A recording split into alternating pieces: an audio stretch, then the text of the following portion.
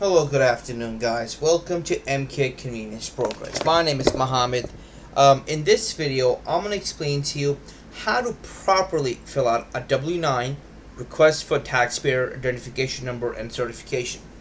Now, for those of individuals that don't know what a W-9 is, a W-9 is basically used for independent contractors.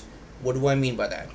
So let's say, for example, if you're going to be working for Uber, Lyft, Juno, Amazon Flex driver, Grubhub driver, Uber Eats, DoorDash driver, anything related to as an independent contractor, that basically you're not working for the company but you're working for yourself as self-employed, you have to fill out a W-9. That's why I used a lot of those companies. As you know, Uber drivers, do they own the company? No. But do they work for them? Yes. They give them basically a 1099 in the end of the year, but the W-9 is the first and foremost part. They'll tell you to fill it out. And I'm going to explain to you, and it's very simple. You don't need no taxpayer. You don't need anyone else charging you $50 or $20 or even $10, depending on whatever they charge you, to be honest with you. You don't need them to fill it out. You can do it yourself. That's why I'm here to show you exactly what you need to do. As you see, the common question, number one, go line by line. I always tell the people, name. What's your name? So let's say, for example, your name is John Doe. Next question, business or name. Guess what? You don't have a business name. You put your either NA, or if you want, you can just put your home address.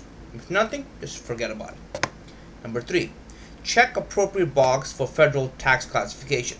Now, like I said again, number two, if you do have a business name, if you did open a business, what is it? Is it an individual, sole proprietor, or single member LLC? Is it a corporation or an S corporation, partnership? As you know, in the business world, there's many different things. Whichever it is, obviously, you know which one it is. Number four, exemptions. Codes apply to certain entities, non-individual. See instruction on page 3. I'll show you over here. There's like a bunch of pages over here, but let's leave that for last. If you don't have it, you put it over here. If not, you leave it blank. Your address, I don't have to type anything. If you do have an address, you write down the address over here. Obviously your city, state, and zip code is also should be listed. List account number here, optional. If you do have an account number, you put it there. If not, just leave it blank. Your taxpayer identification number, TIN, or your employer identification number, EIN. Now, your tax identification number is basically they're asking you for your social security number. Well, sometimes people might have the TIN number. Let's say for those individuals that don't have the social security number, they have a taxpayer identification number to show them that they're filing taxes at the end of the year. They're not recognized by social security number because they don't have one. So whichever one it is, if you have a TIN number, you put it down over there. If not, then you leave it. Employer identification number is a little bit different. It's basically for businesses. You'll get an employee identification number. As I say, if you own a corporation or LLC, you'll get an EIN number. So if you don't have that, obviously you don't put it down. If you do have it, then you put it down. Certifications over here, obviously they want to make sure you are telling the truth. You are a U.S. citizen. You do follow the FATCA reporting is correct. Basically saying that everything you said over here is true to the best of your knowledge. If you do, then obviously you sign over here and you date it, or you either hand it to the individuals, whoever is doing it. So let's say, for example, if you work for Uber, either they want you to come to your office. If not, electronically, you sign and date it, and that's about it. These are some general instructions. Remember I told you about the 1099.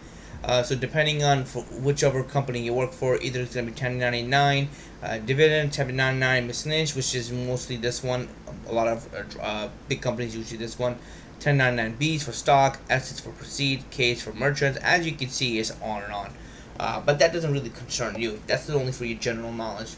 Again, this is some other backup withholding and other items that it's really not this is only information purpose over here. Obviously, I'm not gonna go over this, but as you can see, if you do want to learn about more information, you can always read this. Penalties over here, updating information, specific instruction. If the entity is online, whatever it is, as obviously you could read this on your own.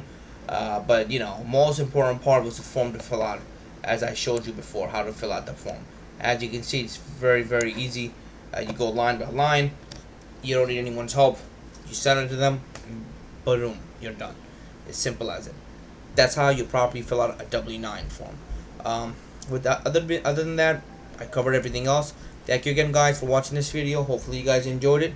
If you guys have any other questions, comment, concern, please comment, like, subscribe. I'll try my best on my part to help you out as much as I can. Thank you again, guys, for watching this video. Hopefully you guys enjoyed it.